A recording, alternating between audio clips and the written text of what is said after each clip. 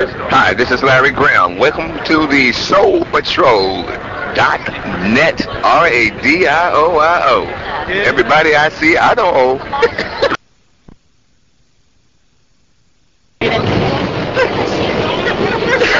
This is Bob Davis.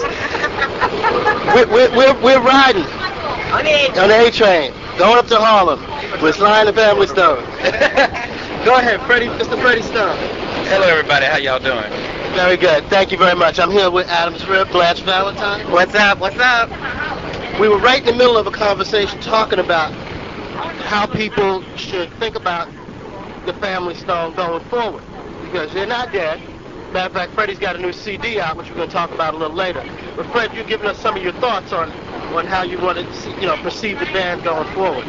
Well, in my view, the Family Stone is getting together to work out a situation where we want to continue on. One of the things that Sly said that was very profound, in one of our hits was, I want to take you higher.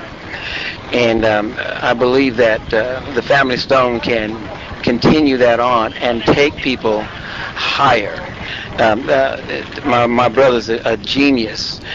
He's resting right now, and so he has not taken the people higher, but he stated that he wanted to. And so we know that it can be done. So we can keep up what he has begun and take the people higher or to another level. I believe the Family Stone is yet have within them elements that would cause them to yet pioneer roads that other artists perhaps have not gone down, simply because we're not tired, we're not through, and we still see something. We're not dreaming yet. There still is a vision. They say when you start dreaming, the vision is over, and now you're just wishing that you could do something. Where we're still visionaries, and we're still doing things, and so the vision is not quite complete. So I think the Family Stone has a great deal to offer, but I think I would warn the public that the Family Stone, and it looks like we're coming out with something very new and fresh. I would tell you to, sister, brother, you're going to be pleasantly surprised, because the energy is there.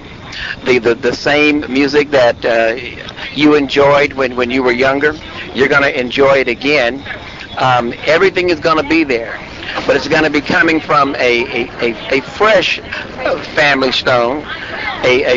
Even though we're older, the music is yet going to be fresh, because for some reason or another, and I think it's providential, that we are fresher than we were when we first started. And I think it has a lot to do with just living and learning, and learning from your mistakes, but growing, going through the struggles, and coming out on the other side victorious.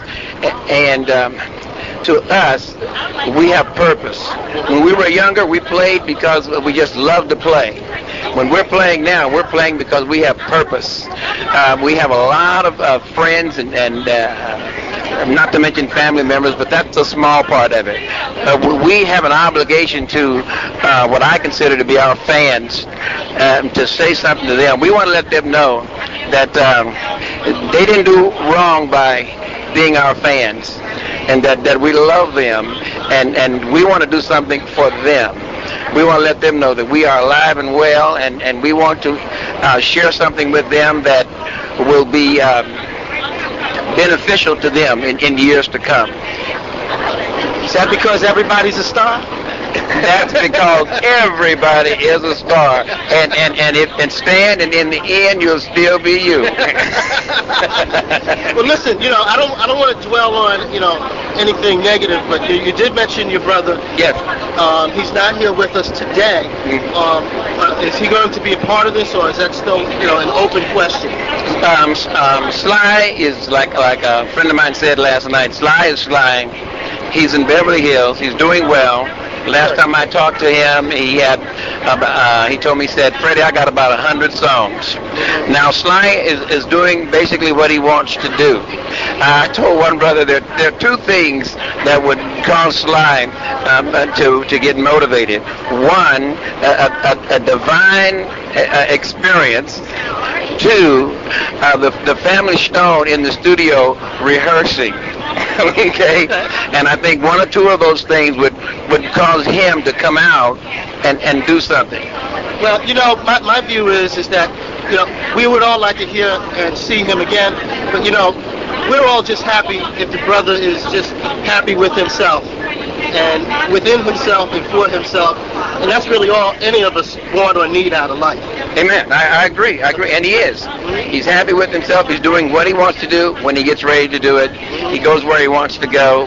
It's kind of like, after a while, some of the engagements that he made, it got to the point where I hear ball players saying, it stopped being fun. I think for Sly it stopped being fun for whatever reason, and when it gets like that for a musician, that means, no purpose is gone. It takes purpose for anyone to be successful or to go forth with the drive, with the magnetism, with electricity, but for him, if someone was to say, come on, Sly, we'll give you this much money, well, that doesn't mean anything to him. Come on, we'll put you up in the limousine, stretch, that doesn't mean anything to him. We'll do that doesn't mean anything to him. He's got it all, he's done it all, but my brother, he'll come out for purpose, you see, and I believe that when he hears what the purpose is, and right now in this time, because of what happened in September 11th,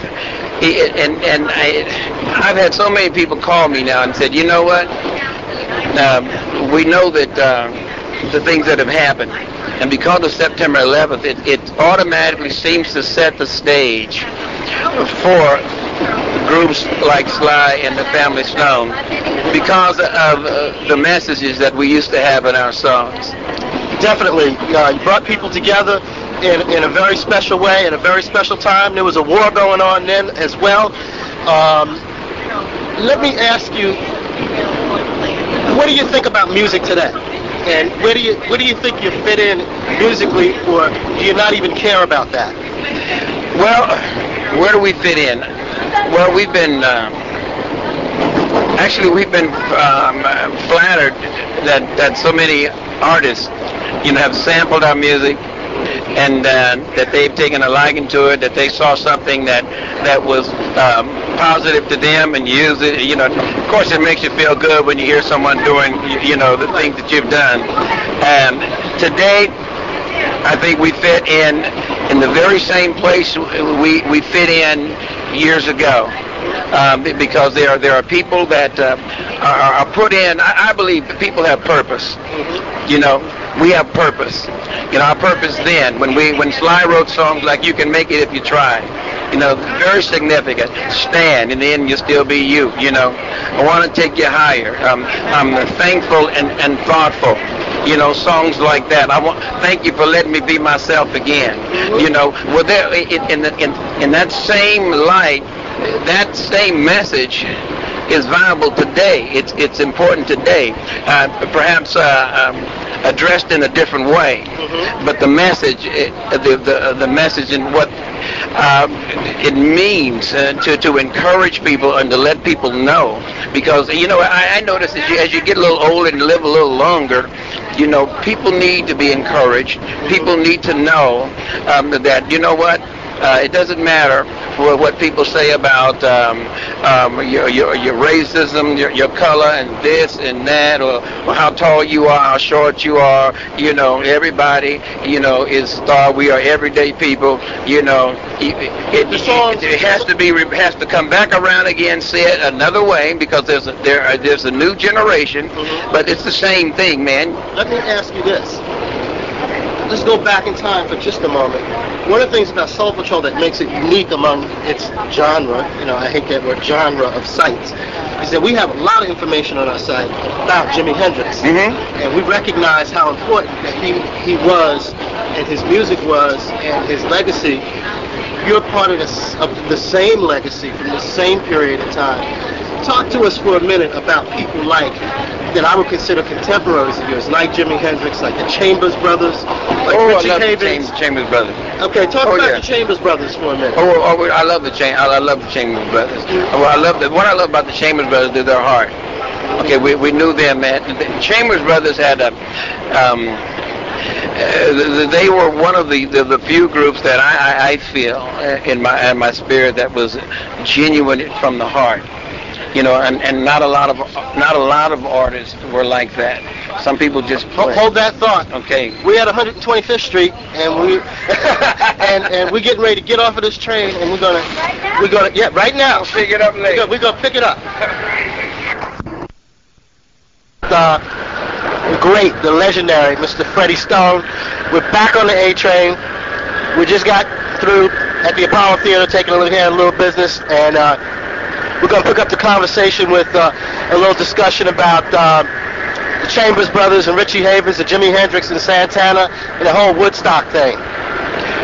Well, you know, those names that you mentioned, Chambers Brothers, Richie Havens, Santana, as well as, if I might add, you know, Creedence Clearwater, you know, Janis Joplin, and a lot of the other artists, the Who, Grateful Dead, a lot of those the artists that who are our peers, and you know, those that we work with, and sometimes we even share the same marquee, same kind of billing.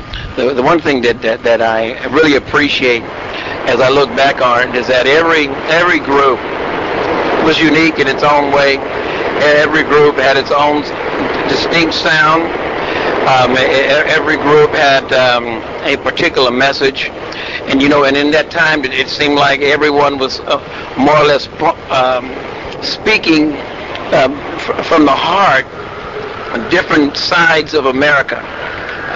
Some approached those who were in turmoil, those who were suffering, and some of them were addressing that type of an issue.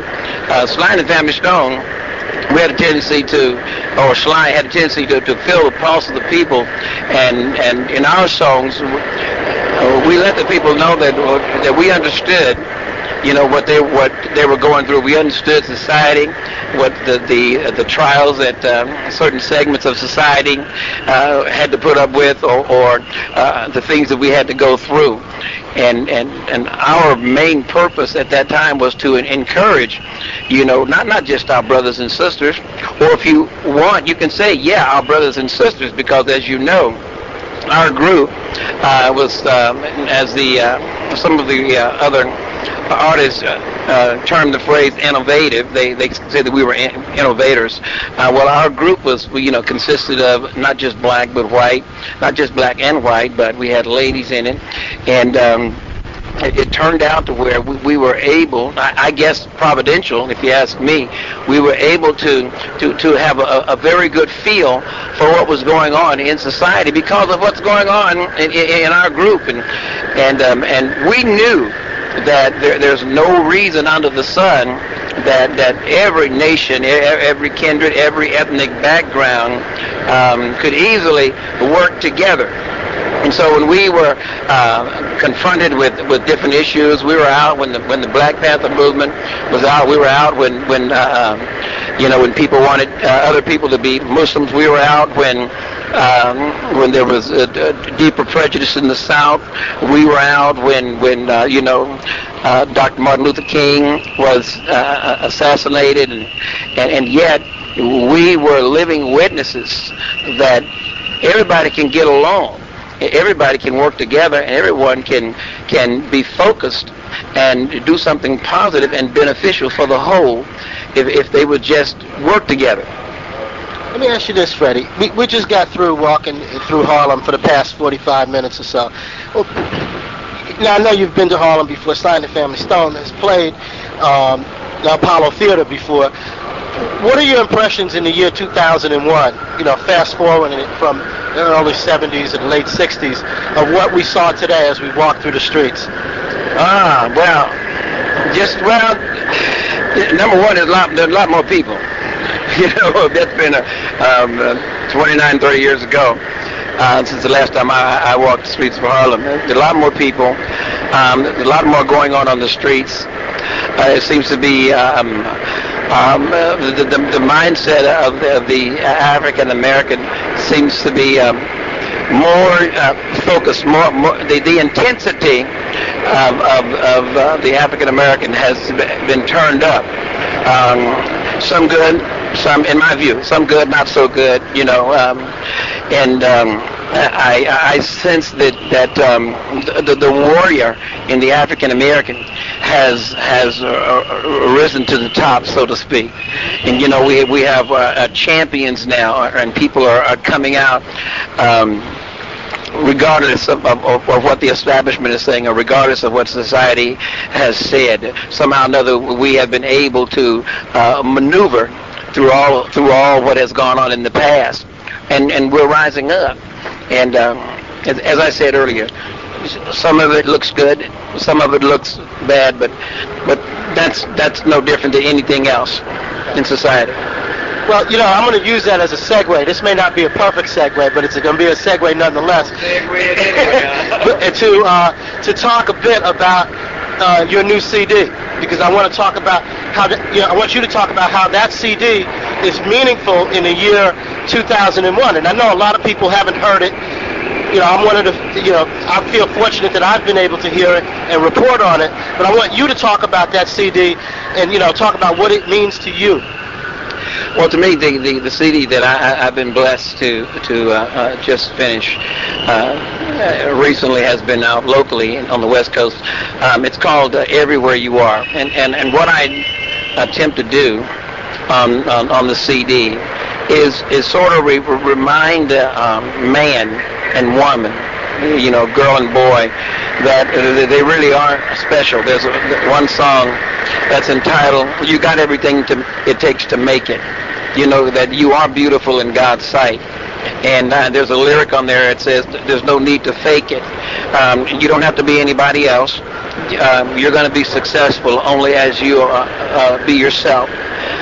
You got to be real and be real all the time. There's another song which is the title cut, "Everywhere You Are," reminding everyone that wherever you go, God is, and I believe in God. And I believe that there is an intelligence that is orchestrating everything that is being done. There's never a time when you are not without hope. If you remember that there is someone who really has your best interest at heart. And so you don't have to lose courage. There's another song on there that says, "I see something good in you." And it's a reminder to let people know that I don't care what someone says about you. I don't care how you were raised. I don't care if you have been abused. You need to know that you've been put on this planet for a purpose, and that there is something good in you. It's another way of saying everybody is a star, and I think people should remember that. And many times some people are called to remind people about their sexuality, and that's their purpose. My call is to remind people about the inherent goodness that's in them, and that they don't have to look down, that there's something good inside of you. Don't worry about what people say. You got everything it takes to make it. You are beautiful, and God sees you that way. So you might as well start looking at yourself the way God looks at you. And many times, in fact every time, if you change your perspective, that's the beginning of having a productive and successful life. Okay, now, with all that being said, I don't want none of y'all to be scared by that, because the CD is still funky too. I might add, Sly came to me one day and said, "Freddie, we're going to have one group. Let's start a group." So I'm one of the co-founders along with Larry Graham, and y'all know about him, Mr. Bay's man. Gregorico, great drummer. Jerry Martini, fantastic tenor player. Cynthia Robinson, great trumpet player. Rose, my sister, of course, beautiful, angelic voice and musician. When I did this CD, it was just going to be absolutely normal and natural for this CD to have the kind of flavor that the Family Stone had, because you don't walk away from who you are, and you don't even try. It's a great album. You know, I hope you all can pick it up. Freddie's got a website that you can go visit, and on his website he talks about the history of Sly and the Family Stone, and it's a little bit different than what the commonly held perception of it is. Even though everybody knows that it was a unified group, still, here it is 30 years later, people kind of talk about it as if, it's just one man and a backup band, when that was pretty far from the truth, right, Fred? Well, yeah. Well, Sly had a genius, a way of taking the taking a good look at each member of the band, and knowing how to pull the best out of that particular musician. He had a way of sculpting a song, and then leaving all the holes in the song for each musician to put his or her own self into the song. And so when you hear Sly and the Family Stone, you hear something that has the parameters of Sly and the mindset of Sly, and you see his vision, and the musicians and the music that you hear is each individual's spirit playing to the drum beat that has been set up by Sly, who is a genius. And like that song says, he ain't heavy, he's my brother. Well, he is heavy, and he is my brother. Can you tell everybody out there the URL for your website in case they want to go check it out? Pardon me? The URL for your website? Oh, our website is www.stonecism.com. By the way, Stonecism, that's one word, Cism, C-I-S-U-M, that's just music spelled backwards. Okay, if you go there, I'm sure you'll be blessed. And everyone that goes there, thank you for letting me be myself again. Thank you very much, Mr. Freddie Stone. On that note, I wouldn't dare say anything else. Welcome to the SoulPatrol.net radio. Check it out. Can you handle that?